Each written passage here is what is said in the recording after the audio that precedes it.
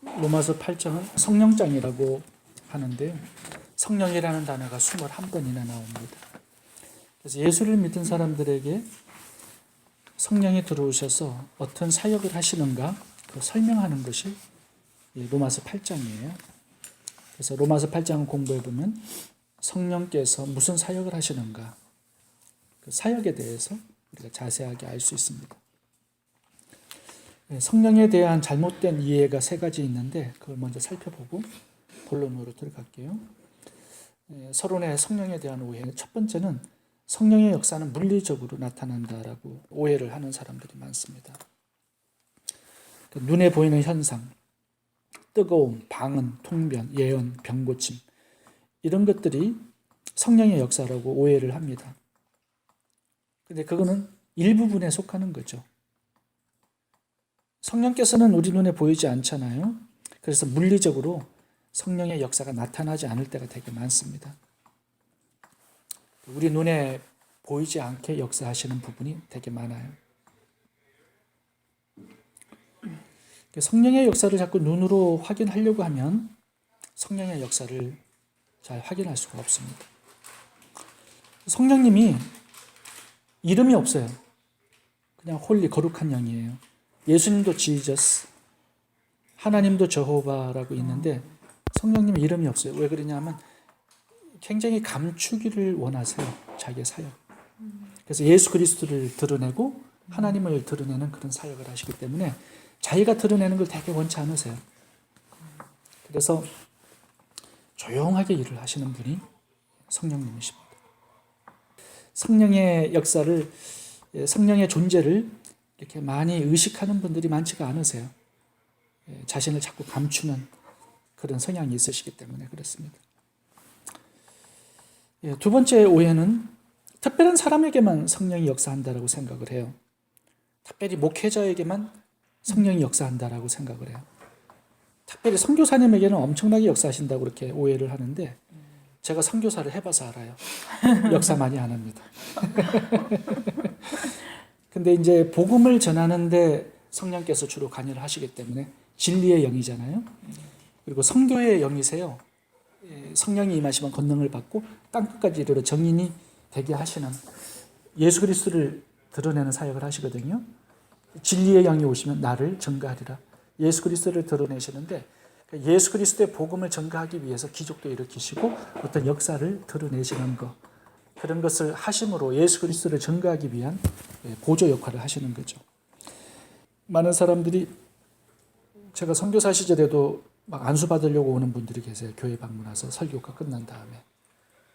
근데 그게 비성서적이에요. 누구에게 특별히 성령을 받으려고 능력을 받으려고 하는 비성서적입니다. 왜냐하면 성령님은 누구나 예수를 믿는 자에게는 다 들어와 계세요. 들어와 계신데 자꾸 성령을 받으려고 하는 것은 비성서적이고 잘못된 것이죠. 세 번째 오해는 성령을 받기 위해서는 기도해야 된다고 생각을 해요. 그래서 참 40일 금식도 하는 사람도 있고 뭐 기도원에 가서 사는 사람도 있고 그래요. 그런데 오늘 로마서 8장 9절을 한번 읽어보겠습니다. 만일 너희 속에 하나님의 영이 거하시면 너희가 육신에 있지 아니하고 영에 있나니 누구든지 그리스도의 영이 없으면 그리스도의 사람이 아니라. 예수를 믿어서 그리스도의 사람이 됐다면 그 속에는 하나님의 성령이 들어와 계세요. 내주에 계세요. 이게 없으면 그리스도의 사람이 아니에요. 그러니까 예수를 제대로 믿은 사람은, 영접한 사람은 성령께서 그 속에 들어와 계세요. 그래서 받으려고 더 기도원 찾아다니고 안수 받고 이렇게 할 필요가 없어요.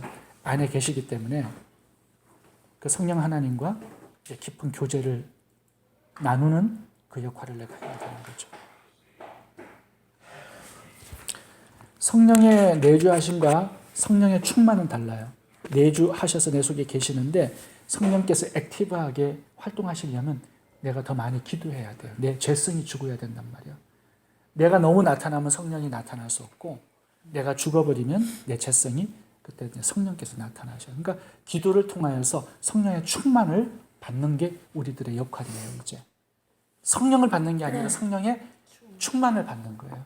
그래서 사도 바울, 베드로 보면 성령을 받았는데 오순절에 계속 기도해요. 기도하러 다닌다면 고넬료 만날 때도 다락에서 기도하고 그러니까 기도가 성령의 충만 활동하심을 더욱더 나타내게 되는 역할을 하는 거죠. 우리 기도가. 자, 본론으로 들어가 보겠습니다.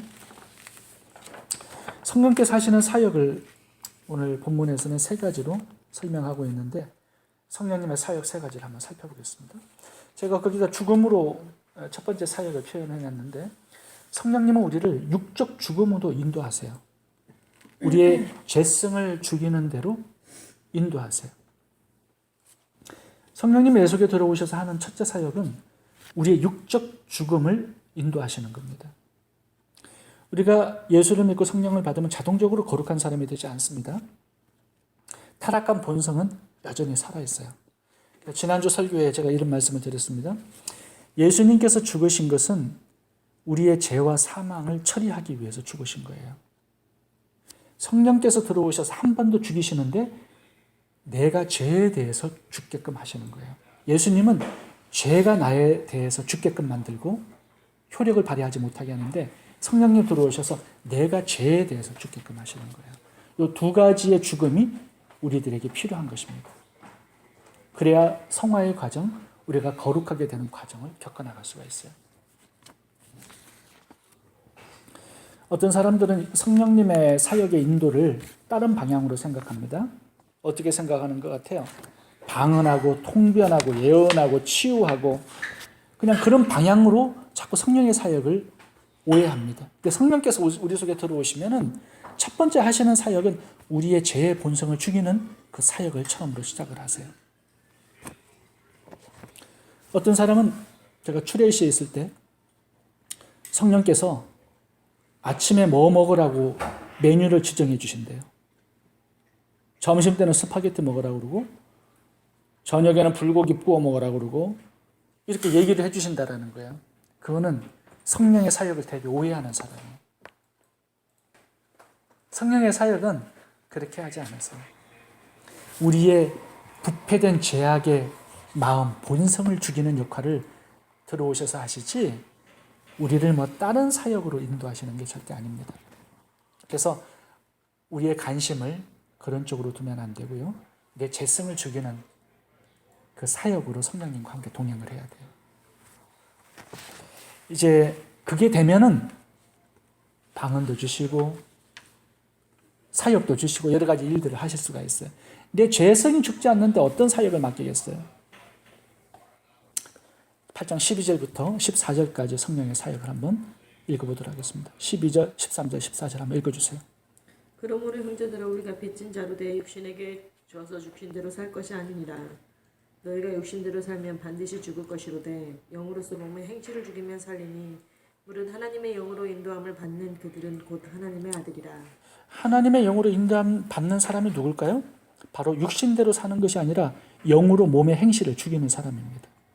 다시 말해서 성령님은 우리의 몸의 행실을 죽이는 자리로 우리를 인도해 가신다는 거예요. 이것이 가장 확실한 성령의 인도하심입니다. 그러면 도대체 몸의 행실은 뭘까요, 그럼? 이거는 타락한 본성이에요. 내 안에 있는 죄성을 육신이라고 얘기하는 겁니다. 이걸 죽이기 위해서 들어오신 거예요. 그렇게 성령께서 이끌어 가실 때 그렇게 인도함을 받는 자가 곧 하나님의 자녀다 이렇게 말씀을 하고 있는 것입니다. 자, 그럼 하나님의 자녀는 결론이 났어요. 죄성을 죽이는 그 사람이 하나님의 자녀의 특징이라는 거죠. 예수를 믿을 때는 성질이 어마어마했는데 이제 예수를 믿은 다음에 성질이 조금씩 죽어가요. 정말로 성령의 인도하심이 있는 사람이에요. 근데 예수를 믿기 전이나 지금이나 똑같이 성질이 막 지랄 같아요. 그러면 성령의 역사 없는 겁니다. 예수를 아직 영접하지 않은 거예요. 똑같으면. 변화가 반드시 와요. 성령께서 이렇게 우리의 죄성을 죽이는 쪽으로 인도하셔 가시기 때문에 옛날에는 10번 화냈다면 지금 한 3번쯤 화내면 정말 성령의 역사가 살아있는 거죠.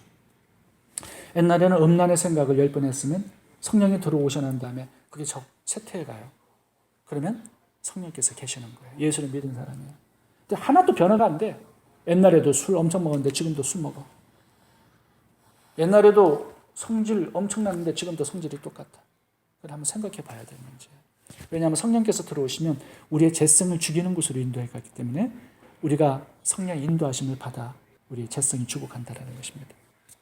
자, 그러면 갈라디아서 제가 거기다가 적어놨는데 우리의 재성이 뭔지를 한번 살펴보겠습니다. 몸의 육적인 행실이 뭔지를 한번 살펴보겠습니다. 이걸 주기로 들어오신 거예요.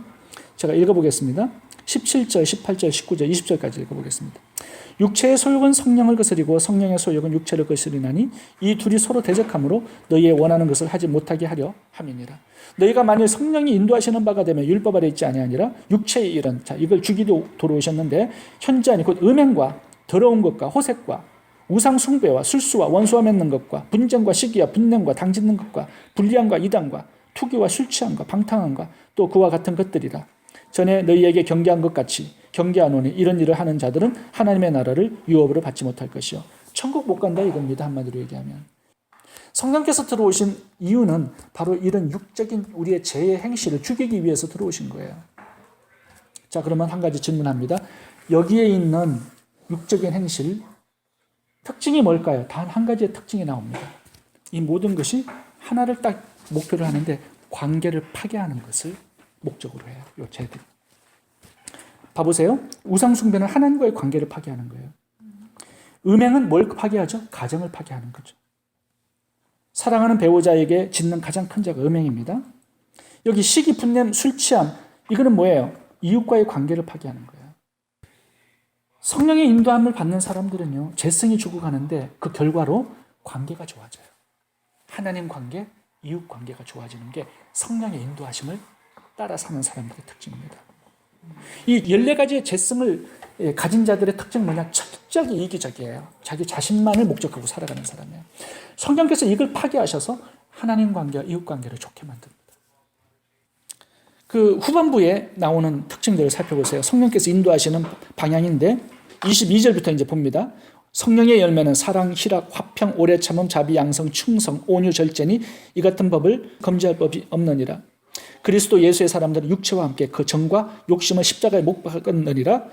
우리의 육체의 본성을 십자가에 못 박은 그 결과로 나타나는 것이 성령의 9가지 열매입니다. 자, 그러면 성령의 9가지 열매의 특징은 뭘까요? 관계 회복이에요. 관계 회복.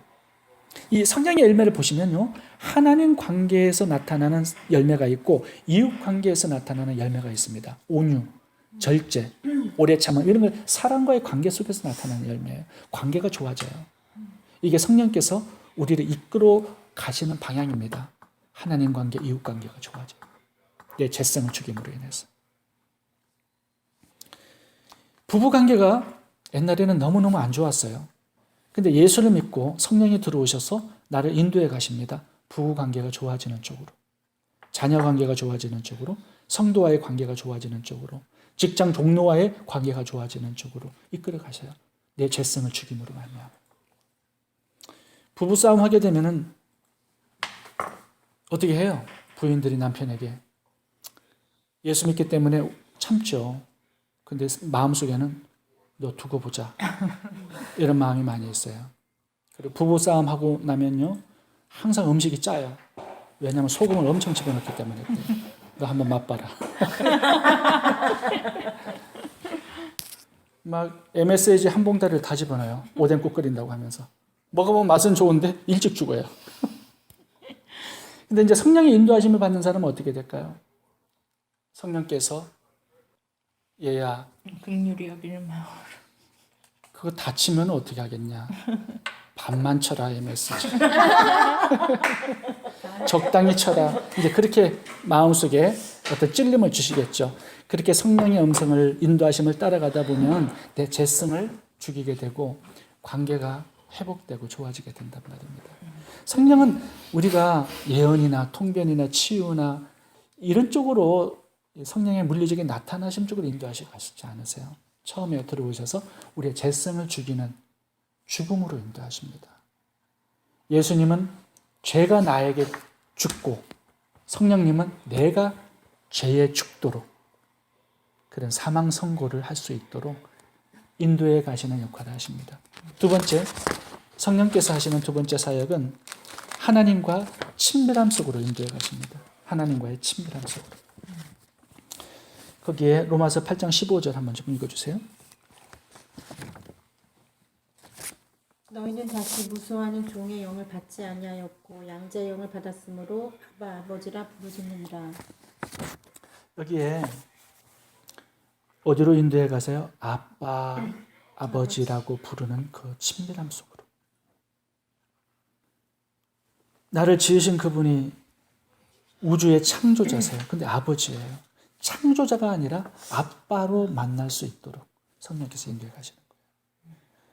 온 우주에 멀리 계시는 그분이 아니라 내 가정 속에서 나와 따뜻하게 대화 나누고 나를 돌보시는 아빠로 친밀한 관계 속으로 나를 그렇게 이끌어 가시는 게 성령의 두 번째 사역입니다.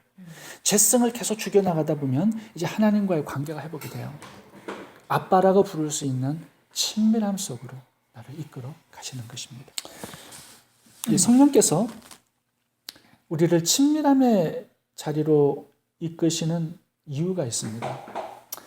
제가 이제 선교사로 사역을 오래 했기 때문에 저는 성령님을 선교의 영이라고 배웠어요. 사도행전 1장 8절도 선교의 영이잖아요. 그리고 8장 1절부터 3절까지 보시면 성령께서 들어오시는 이유가 율법의 요구를 이루기 위해서 들어오셨다고 말씀을 하거든요. 그러니까 순종의 삶으로 우리를 이끄시기 위해서 들어오신 거예요. 성령의 목적이 순종의 삶으로 또 선교의 영으로 우리의 사역으로 이끌기 위해 들어오시는데 이렇게 이끌지 아니하시고 먼저 친밀함의 자리로 이끄시는 이유가 있습니다. 왜냐하면 하나님과 친밀한 관계가 되어야 하나님을 사랑하는 마음이 있어야 순종도 쉬워지고 사역도 쉬워지는 거예요. 자원하고 기쁜 마음으로 사역도 하고 기쁜 마음으로 자원하는 마음으로 순종도 하게 돼요. 억지로 하지 않게 된단 말이에요. 친밀한 관계가 이루어지면. 제가 거기에다가 성경 구절을 몇 가지 적어놨는데 한번 좀 살펴보겠습니다. 뒷페이지에 보면 우선순위가 있습니다. 마가복음 3장 13절 한번 읽어보세요. 또 산에 오르사 자기의 원하는 자들을 부르시니 나아온지라. 44절.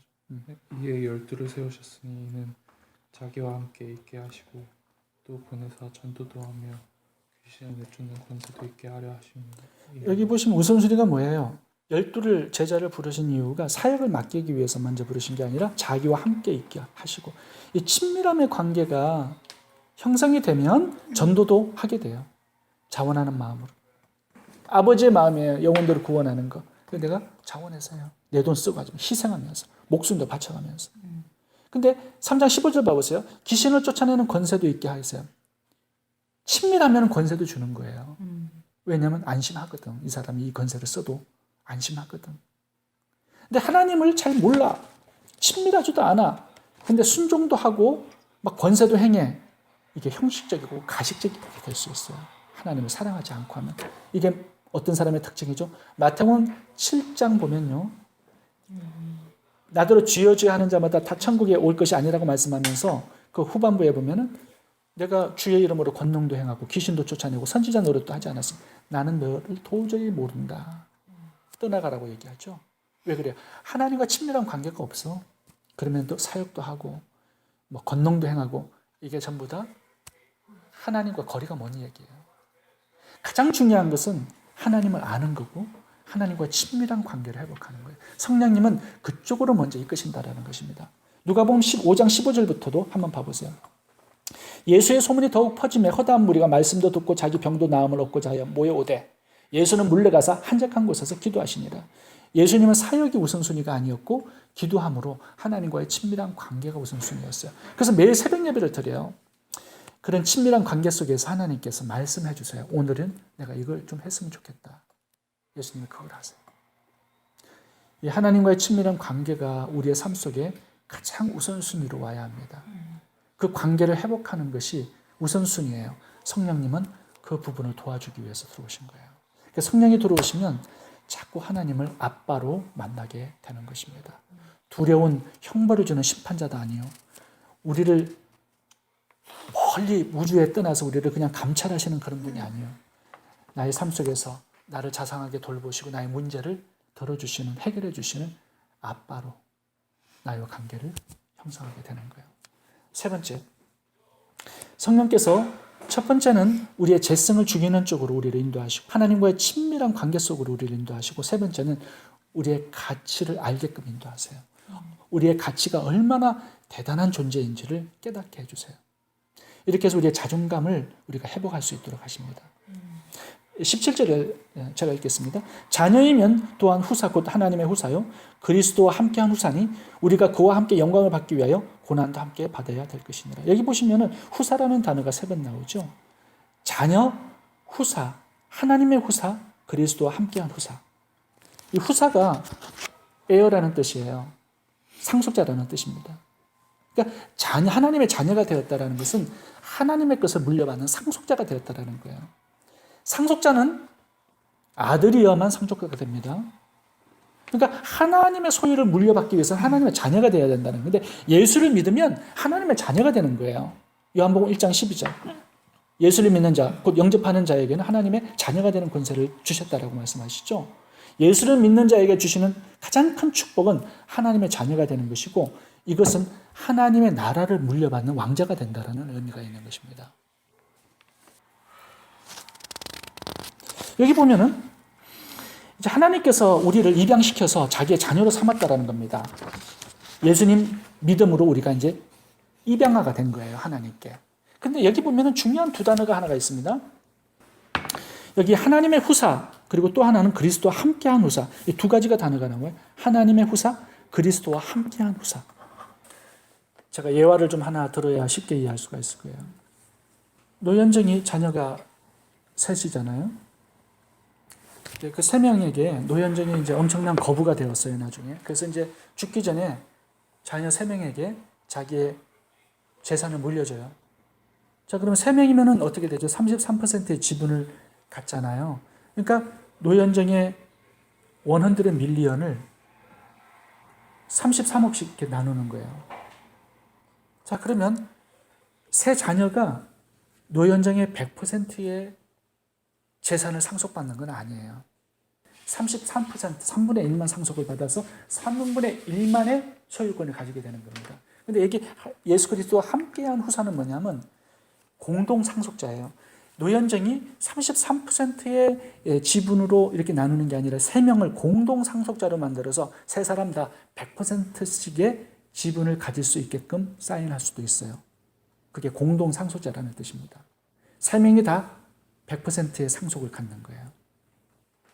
우리가 하나님의 자녀가 되었기 때문에 하나님의 소유권을 다 받을 권한이 있는 겁니다. 근데 예수님과 함께한 공동 상속자라는 거예요. 그거는 뭐냐면 예수님 50% 나 50%를 갖는 게 아니라 예수님이 가지신 모든 재산을 나와 함께 갖는다라는 거예요. 그게 공동 상속자라는 것입니다. 그러니까 하나님의 모든 것이 예수님께서 상속을 받아야 되죠. 아들의 역할이니까. 근데 나랑 똑같이 상속하시는 100%의 지분을 똑같이 예수님과 함께 내가 갖는다는 거예요. 왜 그렇죠? 예수님의 신부가 되었기 때문에 그래요. 그 자녀됨의 상속자의 특권과 축복이 얼마나 큰가를, 그 가치를 나에게 깨닫게 해주시는 역할을 성령께서 하시는 것입니다. 너 범죄했어? 괜찮아. 너 상속자야. 마귀는 계속 하나 범죄하면 그거 잡아가지고 계속 나를 짓밟고 나를 우울하게 만들고 나를 비참하게 끌고 가요. 네가 무슨 그리스도인이야? 네가 무슨 하나님의 자녀야? 이렇게 밤낮 범죄하면서 너 어제도 범죄했잖아. 오늘도 또 그래. 너 하나님의 자녀인 거 맞아. 구원받은 거 맞아. 그런데 성령께서는 뭐라고 얘기하세요? 너 범죄할 수 있어. 그래도 하나님의 자녀고 그리스도의 신부고 하나님의 상속자야. 예수님과 공동 상속자야. 너의 가치를 범죄 하나 때문에 너무 무가치하게 생각하면 안 돼. 마귀가 끌고 가는 그 비참함의 자리로 내려가면 안 돼. 너 기억해. 하나님의 자녀야. 하나님의 공동 상속자고 예수님의 신부야. 너의 가치를 바로 알고 가치 있게 인생을 살아가야 돼. 그런 가치를 깨달은 사람은 어떻게 살겠어요? 범죄하겠어요? 별로 범죄가 재미있지 않아요. 왜냐하면 옛날에는 그렇게 살았지만 이제는 예수님의 신부로, 하나님의 자녀로, 하나님의 나라를 상속하는 자로 내 가치와 내 존재가, 내 신분이 변했거든요. 왕자가 되었으면 왕자다운 이제 수업을 내가 받아야 되는 것이거든요. 그렇게 가치 있는 존재라는 걸 깨달을 때 가치 있는 인생을 살게 되는 거죠. 여기 봐보세요. 제가 예배소서 2장부터 이렇게 좀 적어놨습니다. 또 함께 일으키사 그리스도 예수 안에서 함께 하늘에 앉히시니 예수님과 내가 하나이기 때문에 이미 하나님의 보좌 앞에 앉히셨다라는 거예요. 그런 존재라는 걸 깨달으라는 거죠. 누가복음 12장 32절 보시면 우리들에게 그 나라를 너희에게 주기를 기뻐하시니라. 하나님 나라를 상속했어요 이미. 마태복음 25장도 보시면 달란트 비유에서 이렇게 얘기합니다. 내 주인의 즐거움에 참여할지라. 이 주인의 즐거움의 잔치가 예수 그리스도와 결혼하는 신부의 잔치거든요. 결혼 잔치예요. 우리를 신부 삼는 거예요. 종을 충성스럽게 이 지상에서 살다가 가면은. 그 다음에 하나님께서 뭐라고 얘기해요? 34절 봐보세요. 창세로부터 너희를 위하여 예배된 나라를 상속하라. 자녀 삼으시고 예수님의 신부에게 내리시는 상급입니다. 그 나라를 통째로 상속해 주시는 거예요. 이게 우리들의 신분입니다. 그래서 히브리서 1장 14절까지 보면 주님을 만날 때까지 천사를 보내줘요. 우리를 보호하라고. 우리를 도와주라고. 우리 눈에 보이지 않지만 천사가 와 있고요. 성령께서 들어와 계세요. 이러한 어마어마한 존재가 바로 우리입니다. 예수님을 믿고 구원받은 자의 삶입니다. 그 가치를 늘 생각하면서 그렇게 살아갈 수 있기를 원합니다. 성령의 사역은 세 가지입니다. 우리를 육적인 죽음으로 인도해 가시고요. 하나님과의 친밀한 관계 속으로 인도해 가시고 우리의 존재 가치가 얼마나 위대한가를 알 수 있도록 인도해 가십니다.